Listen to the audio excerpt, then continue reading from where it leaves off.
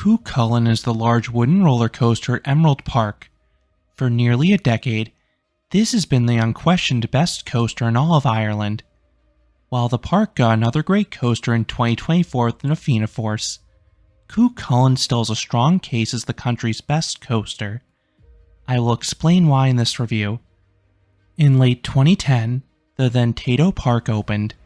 At the time, it started off as a playground and a zoo. But over the next 5 years, they decided to transform into an amusement park. This included a handful of smaller flat rides and one roller coaster. While most parks start with something small, Tato Park went big. Their first roller coaster was a monstrous wood coaster from the Gravity Group.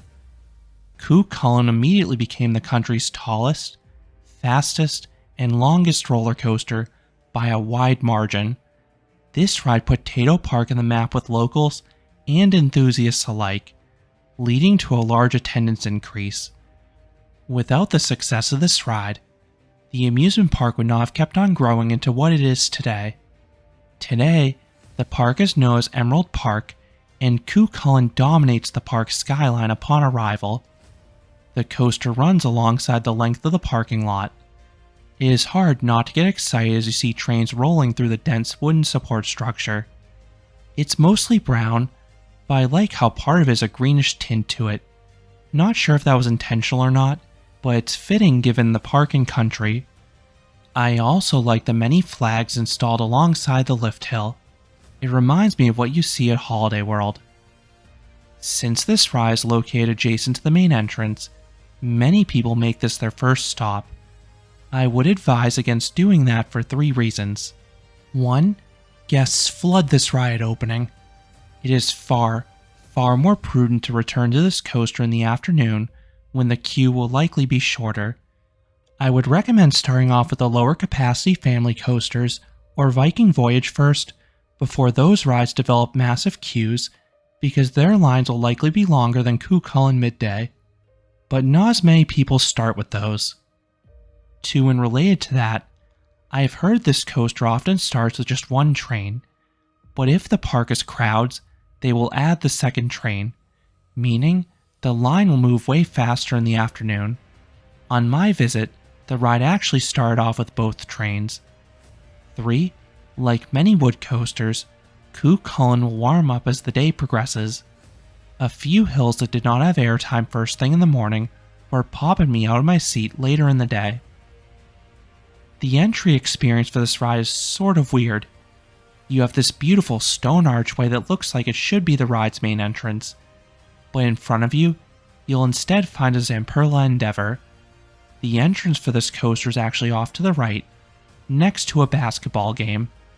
While most people appropriately assume the coaster is underneath the ride's brake run, I do find it odd there is not a big sign here. There is just a small wait time board off to the right. Most days, this will have one of the longer lines in the park, and it's worth noting per the website that on busy days, they may close this queue 30 to 60 minutes early. On the day I visited, this coaster hovered around a half-hour wait for much of the day. That was with roughly 2/3 of the queue filled. I've heard it can be longer on particularly busy days, and this park has no skip the line option available. As long as 2 trains are in use, this queue moves at a steady clip at least. Each train holds 24 riders, as there are 12 rows of 2, and the crew was rolling trains for me. It helps that you have just a lap bar and no additional restraints. The line died down for me during the last hour, and since it was just a 15-minute wait by this point, the park did not need to close the queue early, which was a pleasant surprise.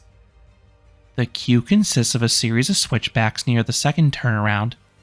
You get some great views of this part of the ride, and it increases your anticipation. But there are 2 downsides with this queue setup. 1, it is completely built with wood, and there are no cut-throughs. So if you hit this during a quiet period, you annoyingly have to still walk the length of it.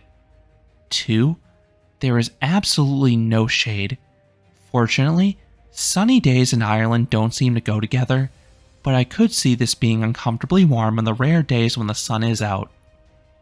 At the end of the queue, the park admits just enough people into the station to fill the next train, so seating is on a first-come basis. If the seat you want is already taken, the crew would always allow me to wait off to the side for the following train. I had the opportunity to try this coaster in multiple rows, but I found it considerably better towards the back. As with most Gravity Group coasters, this ride operates with Timberliner trains. It was one of the first large-scale wood coasters from this company to receive these trains. Previously, the company's larger wood coasters had been using PTC trains. The ride is named after an Irish hero, and the lead car has a bust of him. This looks great. It is the only theming you'll find around this ride. Then I also find the Timberliners comfortable as well. They are very well padded. Then, you are restrained by a bulky lap bar that swivels from the side. These can get pushed down quite low, and if this happens, it can make it harder to feel the airtime, but fortunately, these restraints do lock at the dispatch, so if you get some space, you will not lose it as the ride progresses. This is an important point because the ride has developed a reputation as a rough ride, but I am pleased to say that I did not find that to be an issue here. Most parts were smooth. The turns jittered, but these were not uncomfortable for me because of how the trains are padded. Once dispatched, you turn left and ascend the 105-foot or 32-meter tall lift hill. The view to the right is not all that great because you're just looking over the parking lot, but you can see several rides off to your left, and directly in front of you, you can see the brand new Tir na Nog area. Once at the top, you are sent over the drop. It is quite steep for a wood coaster at 65 degrees, and this is fantastic in the back rows. You get great sustained floater here.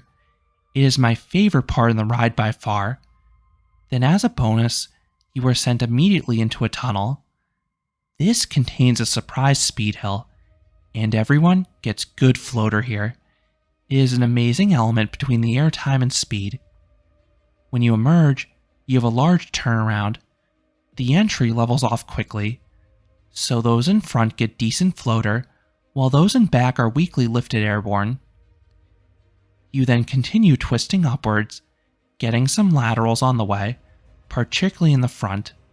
This leads to a sizable drop. The front is meekly popped up at the apex, but this moment really shines more in the back.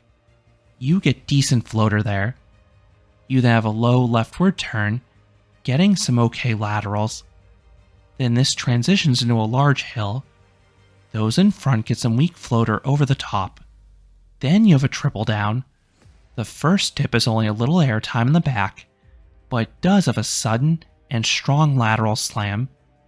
The first two dips shift side to side, giving some trick-track behavior. The final two humps have solid floater in the rear rows. The second does not do too much further up in the train, but the third manages to still offer a pinch of floater there. Next is a 115-degree overbanked turn, which the park actually advertises as an inversion. While that is debatable, the visuals are cool, as you have some nice head choppers with the steps and railings. But the element was sort of awkward for me. The train loses quite a bit of speed at the apex. The train then shuffles and has a very noticeable jolt exiting the element. Again, not unbearable, but it didn't seem to track as well as it should. You then have a dip back down to ground level. This offers okay floater in the back row. That is followed by a double up. The first hump gives some weak floater airtime in front, but the train loses too much speed over the top for anyone else to get airtime. This leads to a double down. It banks left at the start, so everyone gets a solid burst of laterals in the first hump.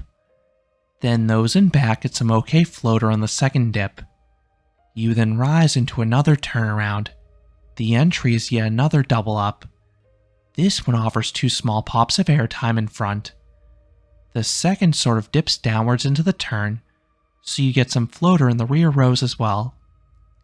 You then bank upwards into the left, hugging the inside of that first turnaround. This leads to yet another double down. You get some decent floater on the second dip and back, but no airtime elsewhere in the train. Now it is time for the finale. You have 3 bunny hills arranged in a circle. You have a reasonably straight hill, followed by a low bank turn, which offers some light laterals. The first hill is the best for airtime. You get some weak lift in front, and an okay pop in back. The second is similar airtime in front, but very weak floater in the back. The third unfortunately does nothing in front, but it does offer a little pop in back. This also plunges into a tunnel. You then rise upwards into the brakes, but not before those in front get one last respectable pop of airtime. You then decelerate and return to the station, ending the 3,583 foot or 1,092 meter long coaster. This is certainly a nice long ride. In terms of pacing, Cu Chulainn moves through much of the layout at a good clip, and it just keeps on throwing one hill after another at riders. The ride loses some speed over the top of the larger elements, but the ride rebuilds the speed in short order. Now, I was a bit surprised by the airtime strength, to be honest. Gravity groups often have ejector pops, even their smaller wood coasters, but all the airtime on Cu Chulainn was firmly in the floater range, and on many hills, it was weak floater. It is possible this ride was running slower than usual for me, but I did have an average summer day in Ireland where it was about 65-ish degrees Fahrenheit, so it wasn't like it was abnormally warm or cold. So, what would I rate Cu Chulainn? I would give this coaster an 8 out of 10. This is a very good wood coaster. It is a large and long ride with no shortage of elements. I love the start in particular. The first drop and speed hill combination is excellent. While many hills only offered weak to okay airtime, the sheer quantity more than compensated in my opinion, especially when combined with the solid pacing and the smattering of laterals. And this ride tracked far better than expected, given what I had heard going in. I thought this would be my favorite ride in the park, but I actually preferred Nafina Force. I just loved the diverse layout that Invert offered, but it was close. If Cu Chulainn happened to be running slow for me on my visit, I think this likely would become my favorite ride in the park if the airtime strength was any stronger. So those are my thoughts on Cu Chulainn at Emerald Park. What are your thoughts on this wood coaster? Is it your favorite ride in Ireland? Let me know down in the comments. If you enjoyed this review, I would appreciate it if you gave this video a like, and you consider subscribing, because there'll be a lot more roller coaster amusement park videos here at Canopy Coaster. Thanks for watching.